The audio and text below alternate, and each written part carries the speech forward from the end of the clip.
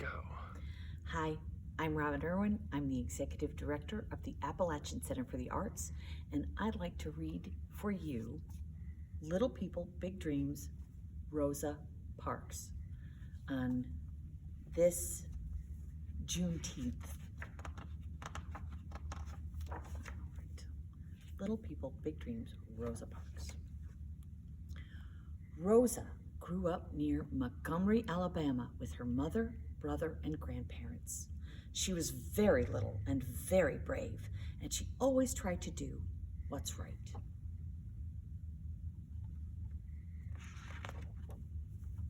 That's her with the glasses. When she was young, Rosa's grandparents told her stories about slavery, when Black people weren't free to live like other people. Slavery was over, but times were still hard for Rosa and her family. Black people were treated very badly and told they were not equal to white people.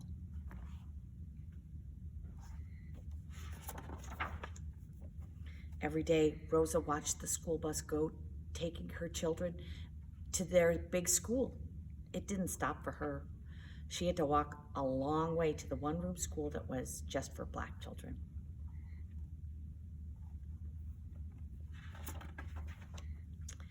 Rosa knew that wasn't right. She knew she was a regular person, just as good as anyone else. Lots of times, she had to make sure other people knew it too.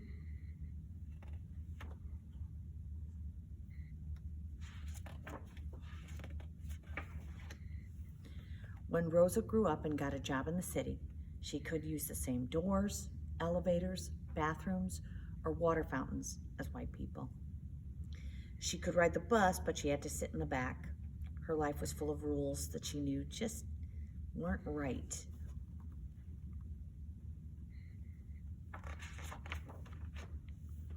Rosa fell in love with a man named Raymond who was trying to change the rules to be more fair and equal. Soon Rosa started working too, trying to get more rights for Black people and help for those who were treated badly. She worked day after day, even if it seemed like nothing would ever change.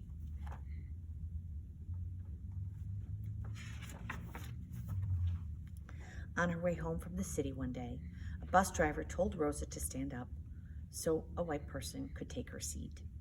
She was sick of rules that she knew were wrong. She thought, enough. She said no.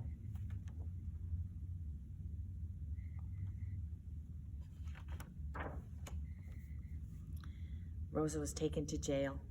She wasn't scared because she knew that what she was fighting for was right. When Rosa came home that night, she talked with her friends and family about what to do.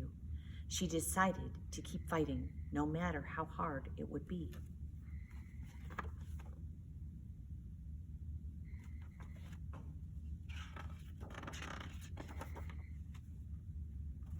Black people all over the city heard what had happened to Rosa.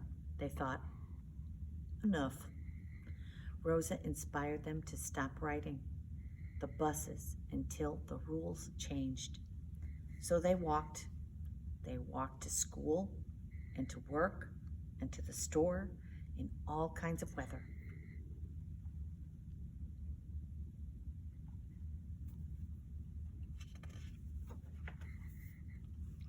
Rosa traveled the country from New York to San Francisco to convince other people to join the fight. Finally, after 1 year, the Supreme Court decided that treating Black people differently from white people on buses was wrong. The rules were going to change.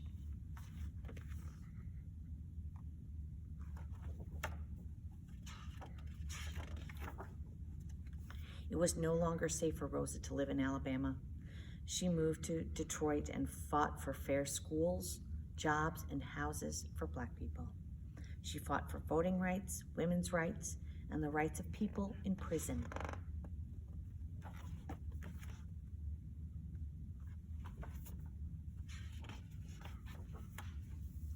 When Rosa was an older woman, she was given awards and told she was a hero, but she knew who she was, a regular person, just as good as anyone else, and she had work to do.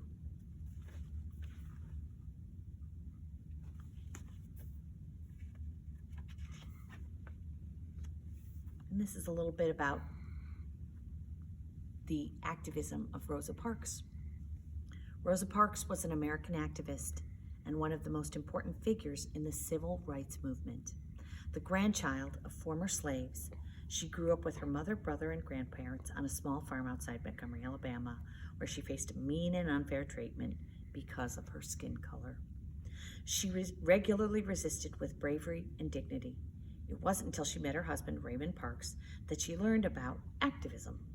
At 30, she became a leader in the National Association for the Advancement of Colored People in Montgomery and began working to end inequality. When she was 42, Rosa was taken from a bus and jailed because she refused to give up her seat to a white person. Her arrest brought the Black people of Montgomery together to demand change, and she helped lead them in a year-long boycott of the buses. Rosa's action and hard work helped the civil rights movement, but they also cost her family their jobs and safety. They moved to Detroit, where Rosa was dismayed to find the great inequality persisted. She remained an activist for the rest of her life, helping many people and inspiring countless others with her bravery, dignity, and determination in the ongoing fight for human equality. Thanks for listening.